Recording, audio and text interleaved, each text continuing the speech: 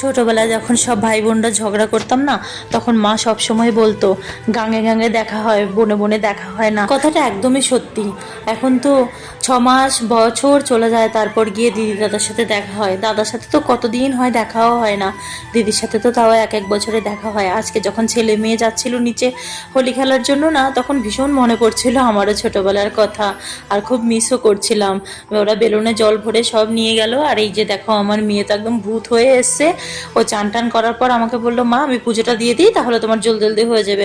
তো একটু মিষ্টি নিয়ে এসেছিলাম, আর বাড়িতে তো খুব সুন্দর করে গোপালের পুজো দেওয়া হয়, তো একটুখানি কালার দিয়ে ঠাকুরকে সুন্দর করে মিষ্টি মিষ্টি দিয়ে আমার মেয়ে পুজোটা দিয়ে দিল। তারপর দুপুরে খেয়ে দিয়ে না অনেকটা সময় রেস্ট করেছিলাম।